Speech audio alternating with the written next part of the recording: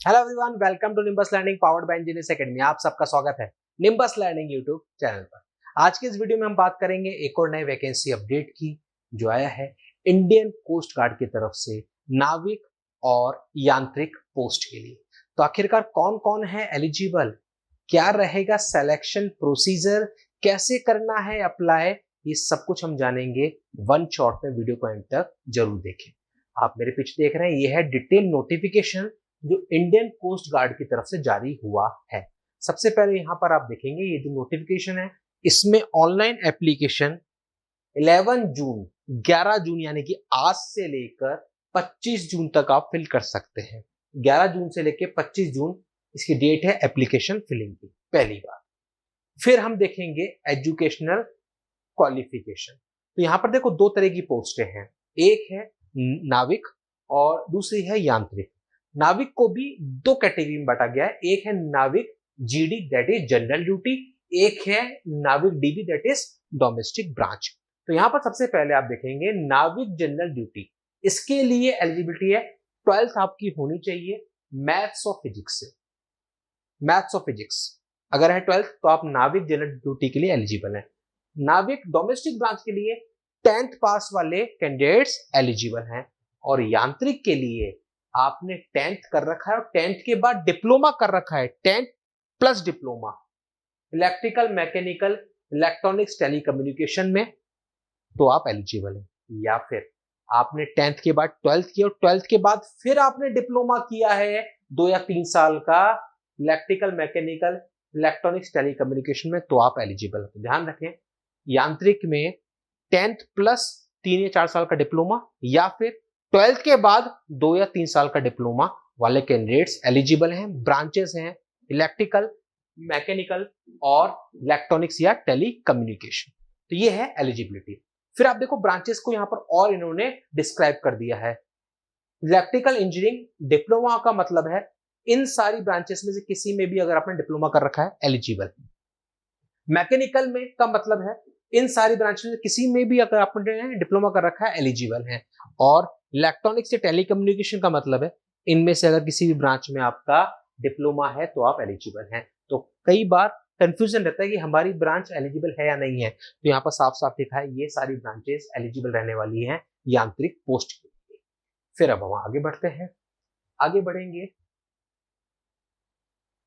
तो minimum as they रखी है 18 और मैक्सिमम 22 ईयर्स। यहाँ पर और अच्छे से इसको समझ लें, नाविक जनरल ड्यूटी के लिए आप देखोगे तो 1 अगस्त 2004 से लेके 1 अगस्त 2008 आपका जो बर्थ डेट है वो इनके बीच में होना चाहिए।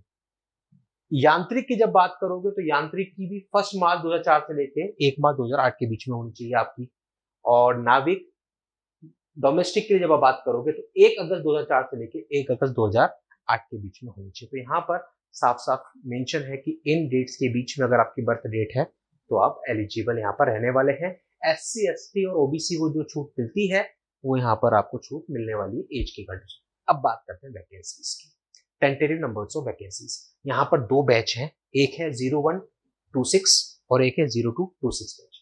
सबसे पहले हम बात कर रहे हैं CGPT 0126 बैच की। तो यहाँ पर आप देखोगे नाविक जनरल ड्यूटी टोटल 260 वैकेंसीज हैं, यांत्रिक मैकेनिकल की 30 वैकेंसीज हैं, यांत्रिक इलेक्ट्रिकल की 11 वैकेंसीज हैं और यांत्रिक इलेक्ट्रॉनिक्स की टोटल 19 वैकेंसीज हैं।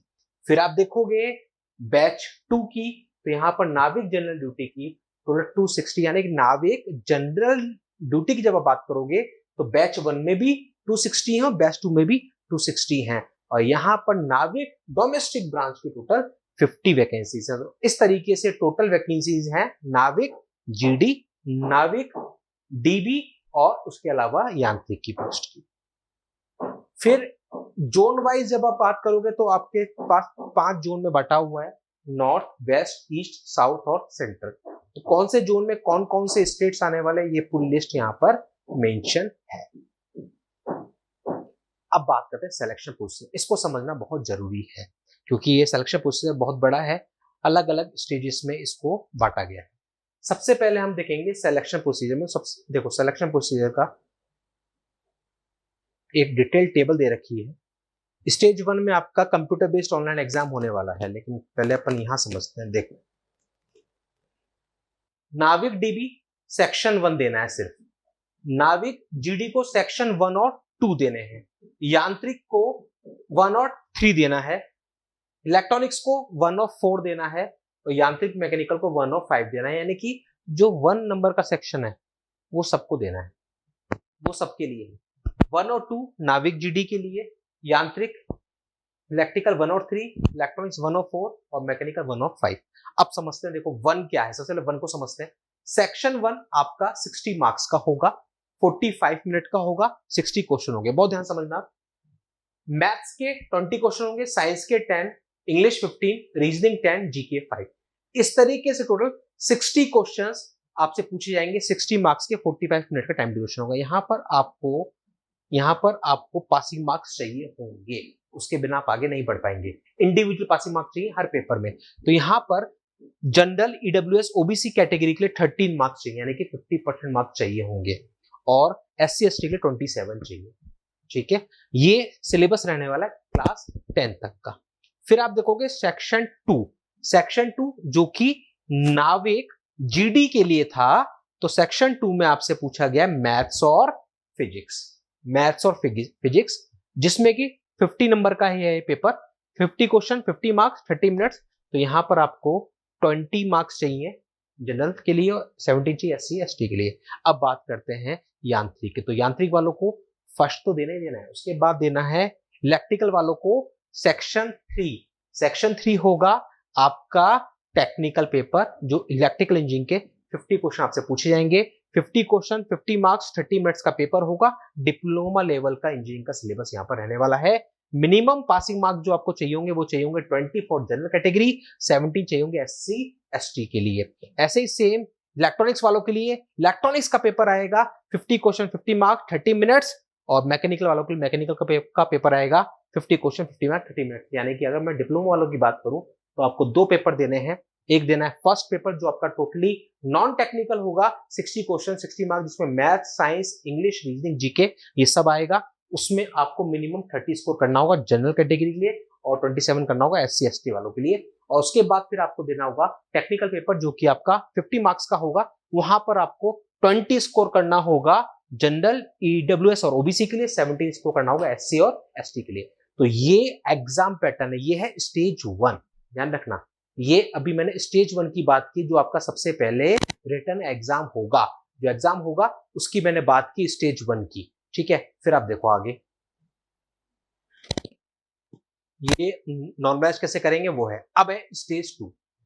स्टेज 1 जब आपका एग्जाम हो जाएगा उसके बेसिस पर स्टेज 2 के लिए शॉर्टलिस्टिंग की जाएगी। अब स्टेज 2 में सबसे पहले आपका आइडेंटिटी चेक होगी, बायोमेट्रिक वेरिफिकेशन होगा, फिर एक असेसमेंट टेस्ट और होगा। ये जो स्टेज 2 है ये 1 से 2 दिन का रहेगा प्रोग्राम। वेन्यू पे आप जाएंगे, वहां पर 1 से 2 दिन आपको रहना, वहां पर आपके टेस्ट होंगे लगातार।